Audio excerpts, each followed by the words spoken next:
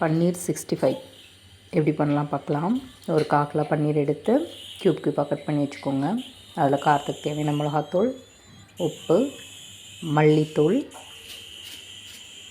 கொஞ்சமாக இஞ்சி பூண்டு பேஸ்ட்டு, அதோட 65 மசால் போட்டு நல்லா மிக்ஸ் பண்ணிக்கணும். கொஞ்சம் ஆயிலும் சேர்த்துக்கோங்க. சேர்த்துட்டு நல்லா சாஃப்டாக மிக்ஸ் பண்ணிக்கோங்க, இல்லாட்டி பன்னீர் உடஞ்சிரும்.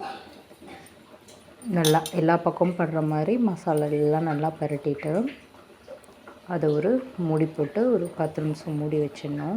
ஃப்ரிட்ஜில் இல்லை, வெளியிலே வச்சிடணும். இப்போ இதை தவாவில் ஃப்ரை பண்ணி எடுக்க போகிறோம்.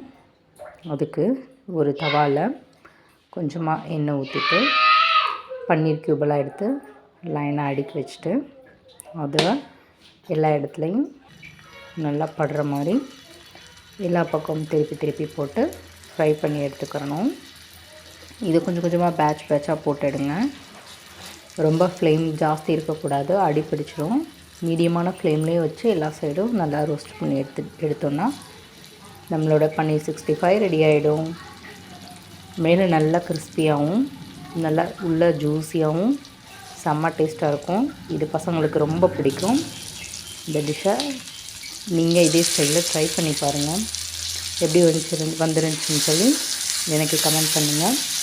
நம்ம சேனலுக்கு சப்போர்ட் பண்ணுங்கள். வீடியோ கொஞ்சம் ஃபுல்லாக வாட்ச் பண்ணுங்கள்.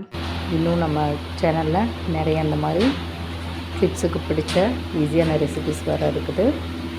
மறக்காமல் நம்ம சேனலுக்கு சப்ஸ்கிரைப் பண்ணி பெல் பட்டன் கிளிக் பண்ணி வச்சுக்கோங்க. Thank you so much guys.